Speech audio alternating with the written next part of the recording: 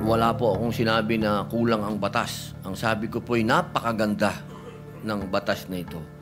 Hindi lang po siya napapanahon ngayon. Kaya ulitin ko po, Senator Kiko, wala po akong nakitang hindi maganda sa batas po ninyo. Ako po'y naniniwala dito sa batas po ninyo.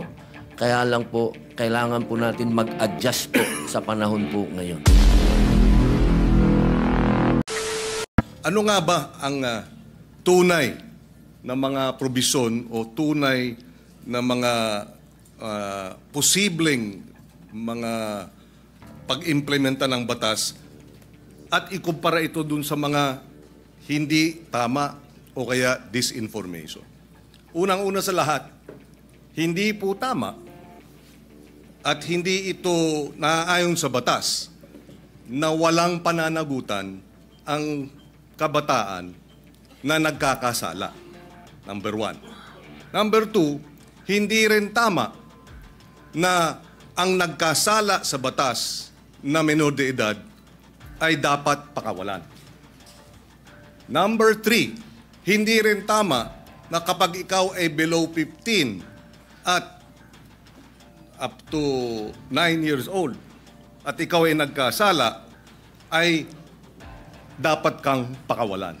Maliwanag, noong 2006 na ipasa yung batas, nakita ang ilang mga naging problema sa implementasyon ng batas. Kaya noong 2013, ito ay inamendahan under the chairmanship then of now Senate President Chis Escudero. He was the chairperson of the Senate Committee on Justice. Ngayon, siguro isang tanong. Ang unang tanong, maaari bang masabi na oo, may kakulangan ng batas, ngunit mas marami ang kakulangan sa implementasyon kaysa sa batas mismo? Una po, linawin ko po sa ating kaibigan, Senator Kiko Pangilinan, wala po akong sinabi na kulang ang batas. Ang sabi ko po ay napakaganda ng batas na ito. Hindi lang po siya napapanahon ngayon. Sa pangalawang tanong po, totoo po yan sa maiksing panahon ko po dito sa Senado, napakadami pong magagandang batas. Sobrang gagandang batas, hindi po talaga na-implement. Hindi lang po sa usapin na ito. Usapin lang ng agrikultura, number 1 na yun. Public information, number 2 na yun. Pero ito pong tanong nyo po, totoo po yan. Implementasyon ang kulang. Pero alam nyo naman po sa buhay ng... Ito lang po, opinion ko lang po ito. No? Dahil ako po ay hindi ko naman po itinatago na tayo po'y galing dyan sa ganyang klaseng buhay. Yung mga ganito po kasi... Alam nyo, minsan, iisipin natin ang mga kriminal bobo, kriminal tanga, kriminal lang isip. Gusto ko pong sabihin sa inyo, nagkakamali po tayo. Yan ho ang mga pinaka may brilliant mind, ano?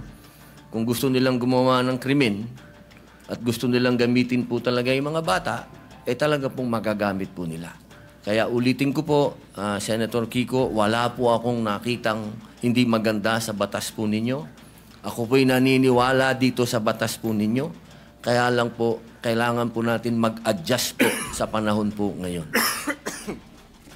Maraming salamat sa paliwanag at sa kasagutan. Kanina nabanggit nung in-interview na kabataan na kaya nila ginawa yung batas, yung kriminalidad. Kaya sila gumawa ng krimen ay dahil hindi sila mapaparusahan. Tama yon, hindi ba? Tama yung yung bitiw na salita. Tama ba yon sa ilalim ng batas na pag sila gumawa ng kriminalidad o krimen ay hindi sila mapaparusahan? Sa usapin po ng, kasi ganito po yan, no? Napakaganda po nung inyo pong katanungan. Ang bata kasi, kahit siya, lalahatin ko na po, ano? Kasi ganito yan Pagka sinabi mong pananagutan, ang kaduktong po nun, dapat may parusa. Kasi kung pananagutan, oo, may pananagutan. Sinabihan siya, ginawa mo yan. Kaya ganito muna ang mangyayari sa'yo. Dadaling ka muna dito sa Bahay Pag-asa. Dadaan ka dito sa matinding intensive masasabi nating psychological and moral and lahat na po, no? Sabihin natin. Alam niyo po, Senator Kiko, sa 3 years and a half ko po sa Bilibid, hindi ko naman po nila lahat, ano? Pero wala na pong pinakamagagaling na artista kundi kriminal. Kapag kaharap niyo po yan, lahat ng drama, lahat na po, sabihin niyo po, lahat ng kalungkutan, lahat ng pinagdadaanan niya, sasabihin sa inyo. Pero pag talikod po ng nag-i-interview dyan, o halimbawa ng empleyado, yung sabihin gwardiya, o ng probation officer, pag talikod po nun, pagbalik nyo sa selda, bubuksan yung wallet niya. Papakita sa iyo yung dyaryo. Ito ang pinatay ko, pare. Ganyan po ang criminal mind. Hindi ko naman po inilalahat. Pero pagka sinabi po natin kasi ng pananagutan, dapat nagbabayad ka ng kasalanan. Hindi lang binasa sa iyo. Hindi yung parang gumawa ka ng isang karumal-dumal na krimen. Ito po nakita ko po ito dahil ako po ay kagyat na pumunta sa Camarines Norte nung ni-rape nila yung batang ano po ito Senator Kiko magkakaibigan po ito. Yung babae ni-rape nila, binidyo nila, lahat pinatay, lahat po binidyo hanggang naagnas yung bata, binidyo. Pagdating po kasama po ako doon nung dinala po doon sa Bahay Pag-asa, ang sabi nung bata, hahantingin ko kayo. Sabi doon sa mga, papatayin ko kayo. Sabi doon sa mga pulis. Ilang taon yung batang yun? 13 po. At ilang taon yung, grupo sila di ba? Grupo po. 13, 15, yung isa po, 16. Yung bata pong ni-rape nila, 13 din. Yes. Okay. Kaya ako tinatanong yun, dahil yung bitiw na salita ng bata dito sa video na sinasabing ginawa namin ng krimen dahil alam namin hindi kami mapaparusahan ay maling impormasyon. Hindi tama na hindi sila mapaparusahan.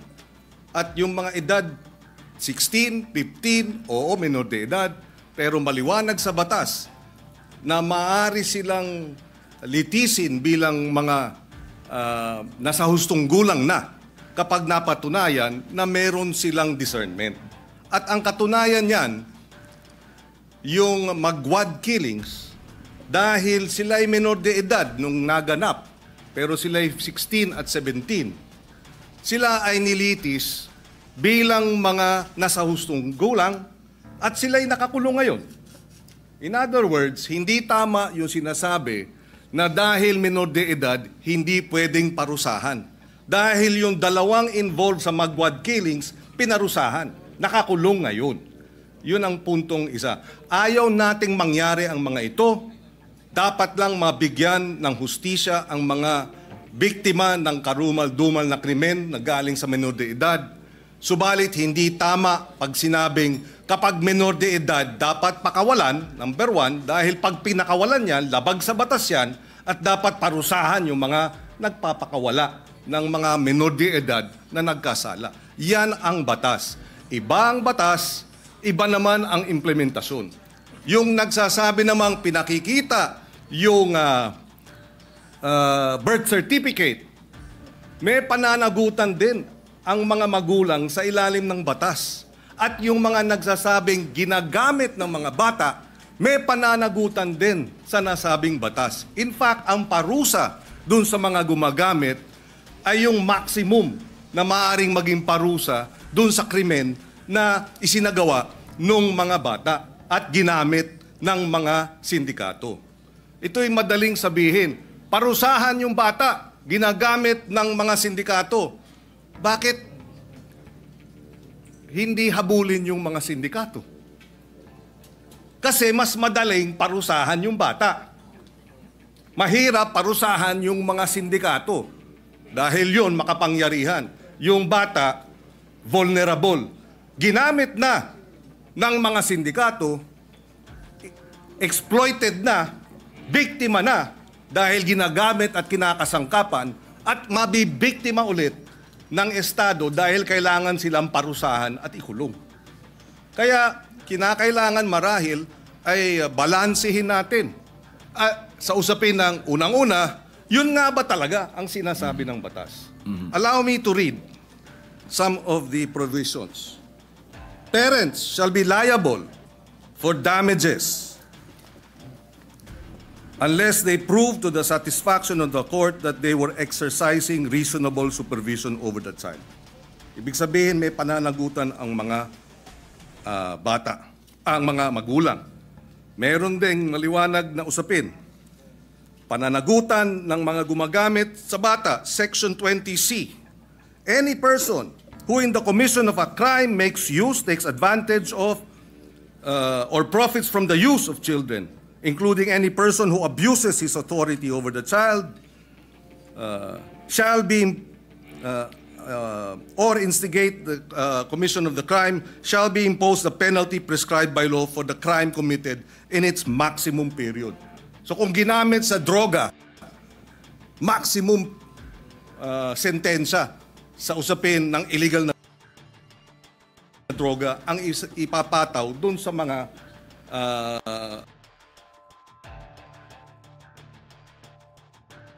magulang o sa mga adults, sa mga sindikato na gumagamit sa mga bata.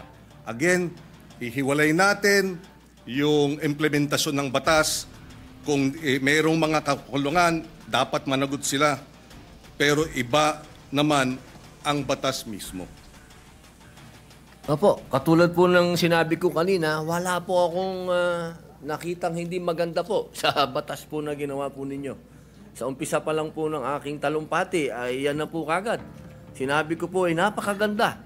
Yun lamang po sa usapin, doon lamang po sa edad. At yun po talaga ang aming intensyon na bumaba po ito. Dahil sa nakita naman po natin, talagang yung mga nakakagawa po ng krimen ngayon ay nasa ganung edad na po. Huwag niyo pong isipin na ang aking amenda ay para guluhin o sirain ang honor ng batas po na yan. Hindi po. Ako po ay isang ayon dyan. Yung lamang pong provision na yun. Kailangan lang naman po talaga nating pag-aralang mabuti dahil sa ngayon po talaga aming ginagalang at mahal na Senador Kiko Pangilinan, iba po kasi ang pinanggagalingan natin. Kayo po ay magaling na abogado. Kayo po ay nasa, medyo ironic lang kasi kayo ang nasa posisyon ng akusado. Ako naman ang nasa posisyon ng biktima. Pero iisa lang po yung ating mithiin, proteksyon na ng mga bata. Bata. Opo. Pero yung mga nakagawa po ng mga heinous crime, hindi ko po talaga matatanggap na tatawagin nating mga bata itong mga ito. Tama po yan. At kaya nga nakalagay din sa batas, kung sila ay kumilos at magkaroon ng discernment at kumilos na parang mga tulad ng mga nasa hustong gulang na, from 18 to 15, dapat litisin bilang mga nasa hustong gulang na. At yung 15 and below naman, pagka serious offenses, pwede silang mandatory confinement for a period not less than 1 year. Ibig sabihin, sila ay involuntarily confined for a period of not less than 1 year.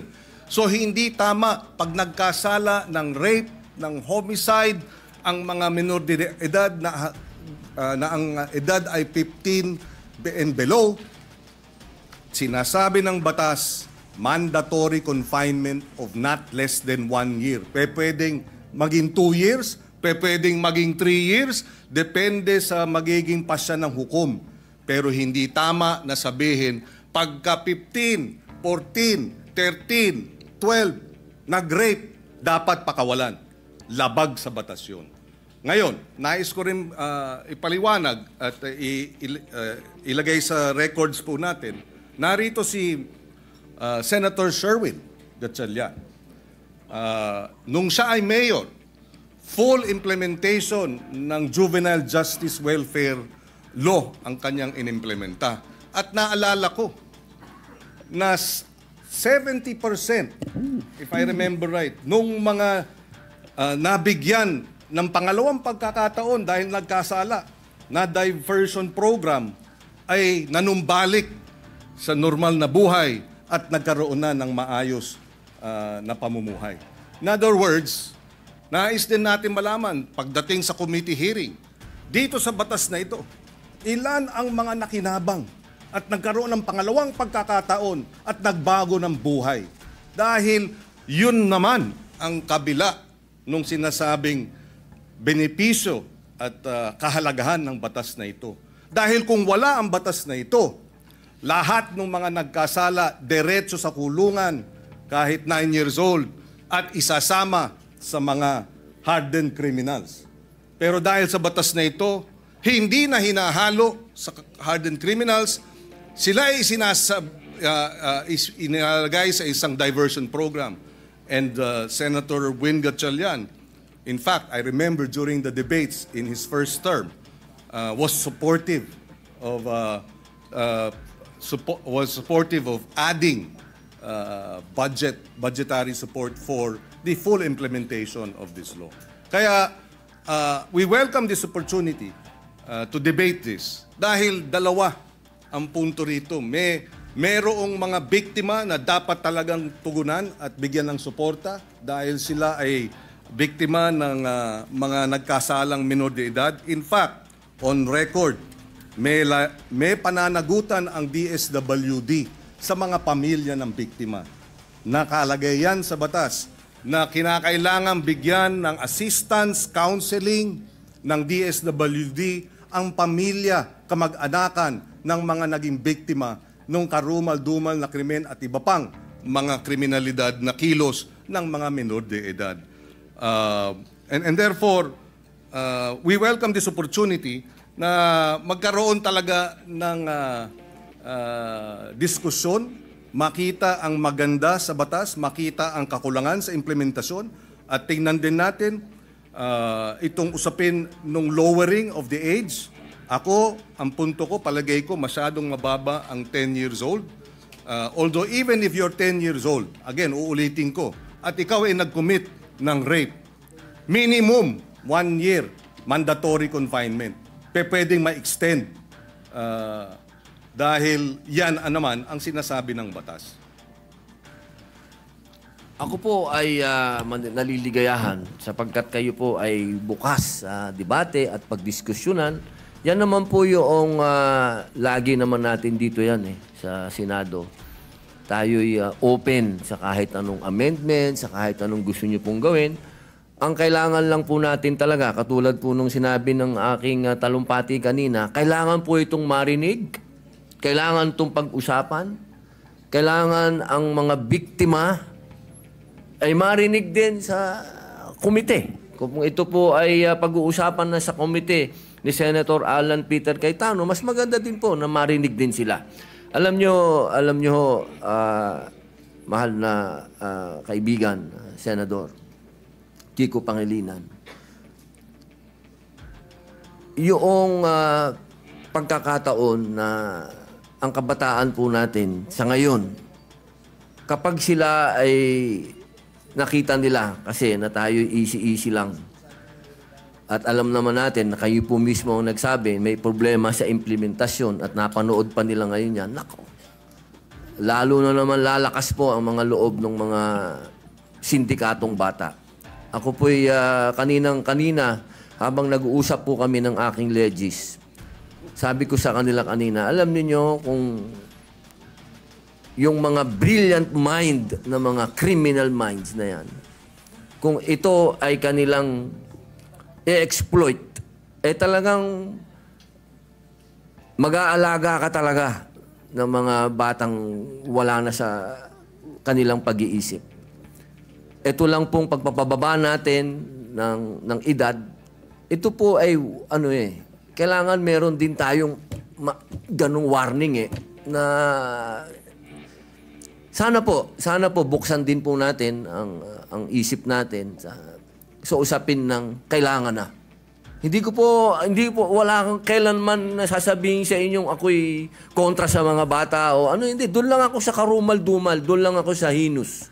Doon lang ako sa hindi masikmura. Ako na to, ha? Ako na po ito, hindi ko masikmura. Si Robin na po ako, ha?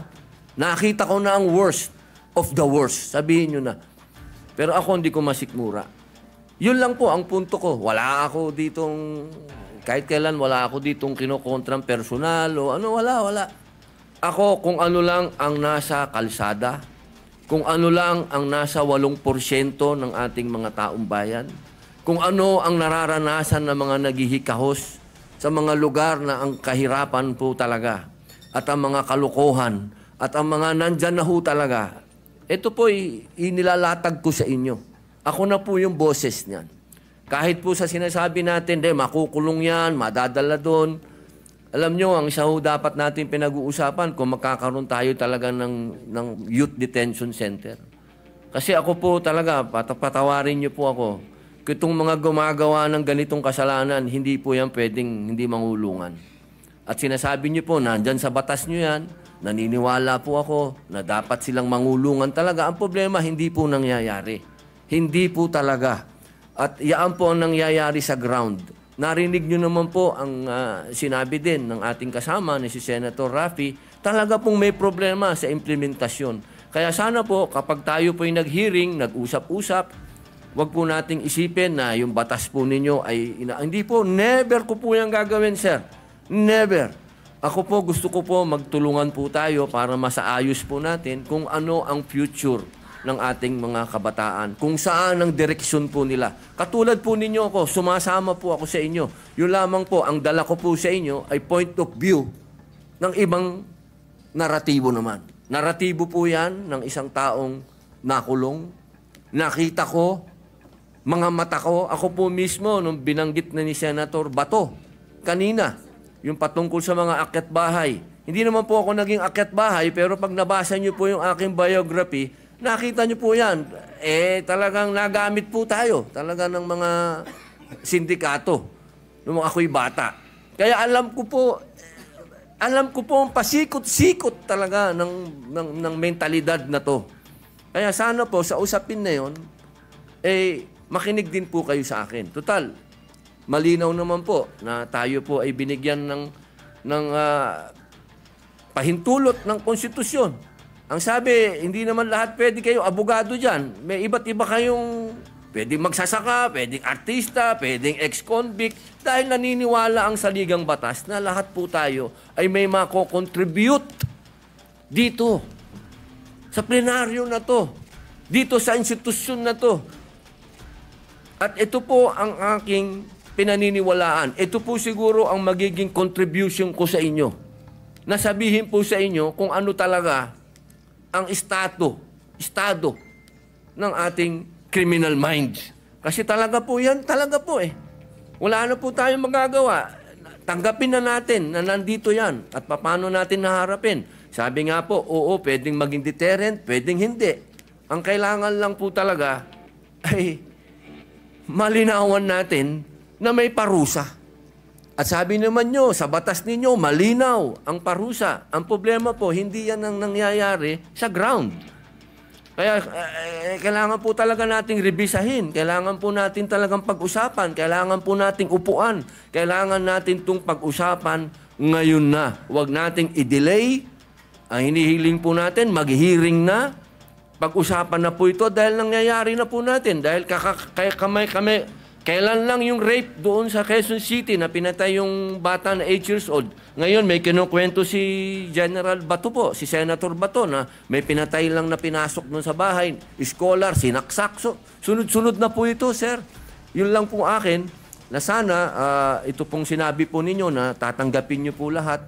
Pag-usapan na po natin sa hearing at dito po sa entablado at magkasundo na po tayo para yung taong bayan po, alam nyo naman po, siguro naman, naniniwala naman po ako na pwede tayong mag-meet sa gitna. Pag-usapan natin to. Wala naman pong hindi nakukuha sa pag-uusap.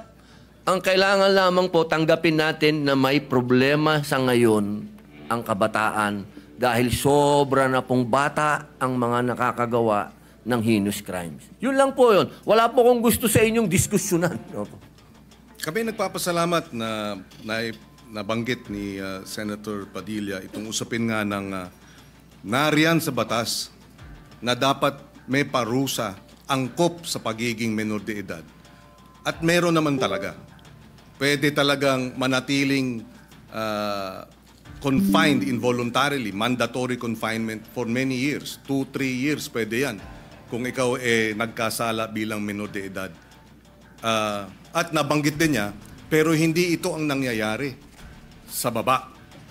So baka ang problema ay sa halip na amendahan yung batas, ipatupad ng tama yung batas. Pero ganun pa man, pakikinggan natin ang magkabilang panig. Ako'y naniniwala na ang kakulangan talaga is the implementation of the law rather than amending the law. Dahil pagka na-implementa ng tama, within 24 hours ng report, dapat ang batang involved sa serious offenses ay idadala na para sa mandatory confinement. Mabilis ang hinihiling ng batas na kilos ng gobyerno. Pag hindi ginawa yan, hindi yan problema ng batas, problema ng implementasyon. Kaya tayo ay bukas makinig, tayo ay bukas dun sa mga minumungkahi, pero ang ating paniwala, ang ating obserbasyon ay mukhang may kakulangan hindi sa batas kung hindi sa implementasyon niya ito. Dahil uulitin ko, yung mga 12 to 15 na nag-serious offenses, hindi dapat pinapakawala yan at mayroong parusang angkop sa edad nila at maaari silang manatiling naka-confine involuntarily. Ibig sabihin, wala silang karapatang lumabas. Their liberties are limited by at least 1 year and it can be even more. And finally, siguro, kailangan lang ipaliwanag, hindi po tayo